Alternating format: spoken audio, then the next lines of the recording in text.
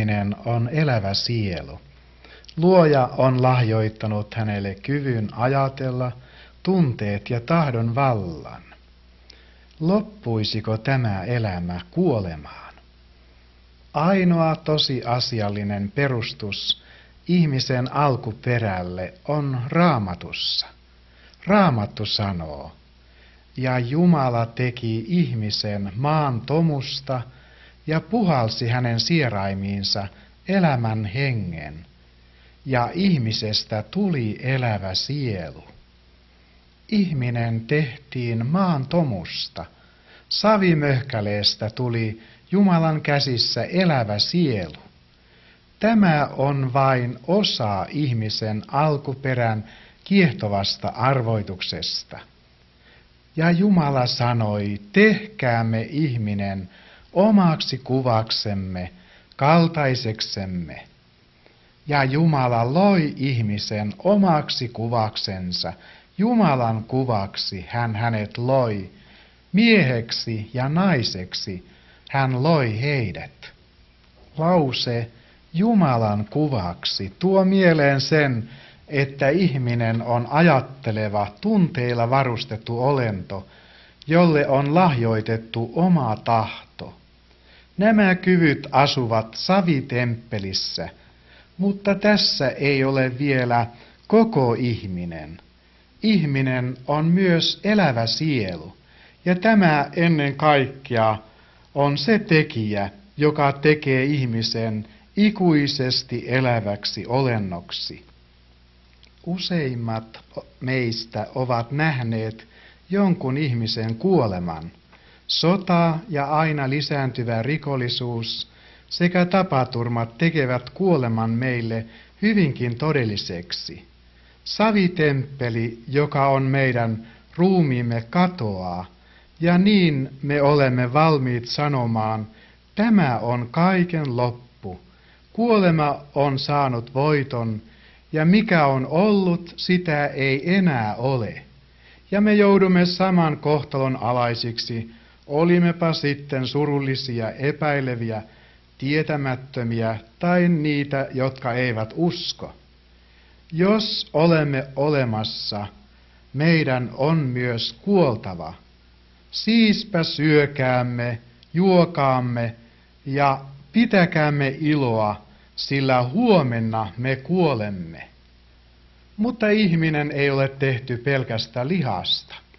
Ihminen on elävä sielu. Ruumis on vain sen ilmentymä, mitä sielu on ikuisesti. Valinnat, jotka teemme, ja tunteenomaiset vietit, jotka hallitsevat elämämme aikana ruumistamme, ratkaisevat iankaikkisen kohtalomme. Me voimme valita sen tien, että rakastamme Jumalaa koko sydämestämme, sielustamme ja voimastamme, ja ohjata myöskin viettimme niin, että nekin tulevat Jumalan käyttöön, sen sijaan, että käyttäisimme niitä omien halujemme mukaisesti. Jos tämän tien valitsemme, on se ulkonainen näkyvä merkki uskostamme Jumalaan. Raamattu sanoo, ilman uskoa on mahdoton olla otollinen, sillä sen, joka tulee Jumalan tykö, täytyy uskoa, että Jumala on ja että hän palkitsee ne, jotka häntä etsivät. Sinä olet elävä sielu. Iankaikkinen Jumala on sinut luonut. Tämän tähden sinä elät iankaikkisesti. Sinusta vain riippuu, missä vietät iankaikkisuutesi. Jos sinä valitset Jumalan palvelemisen ja vanhuskaan elämän, niin taivas on sinun iankaikkinen kotisi. Mutta jos valitset synnin, on helvetti iankaikkinen olinpaikkasi. Sinut luotiin olemaan iankaikkisesti Jumalan yhteydessä, rajattomassa kirkkaudessa. Valitse elämä, miksi sinä kuolisit? Raamattu sanoo, Jumala osoittaa rakkautensa meitä kohtaan siinä, että kun me vielä olimme syntiset, Kristus kuoli meidän edestämme. Siinä Jumala on osoittanut rakkautensa meitä kohtaan, että hän lähetti ainoan poikansa maailmaan, niin että meillä hänen kauttansa olisi elämä. Ja tämä on se todistus, että Jumala on antanut meille iankaikkisen elämän, ja tämä elämä on hänen pojassansa. Jolla poika on, sillä on elämä. Jolla poikaa ei ole, sillä ei ole elämää. Käänny Jumalan puoleen, tunnusta syntisi ja usko siihen ainoaan, joka voi antaa sinulle iankaikkisen elämän, Jeesukseen Kristukseen, vapahtajaamme.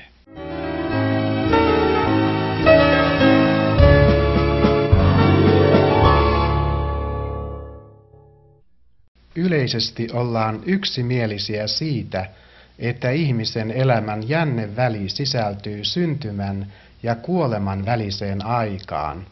Kuitenkin oli yksi mies tähän maailmaan syntyneistä, jonka elämä ei alkanut hänen syntymässään.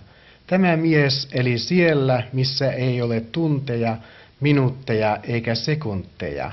Hän on aina elänyt iankaikkisuudessa lukuun ottamatta sitä lyhyttä ajanjaksoa, jonka hän eli täällä maan päällä. Hänen maallinen elämänsä kesti noin 33 vuotta. Sinä kysyt, kuka oli tämä mies? Miksi hän tuli maailmaan?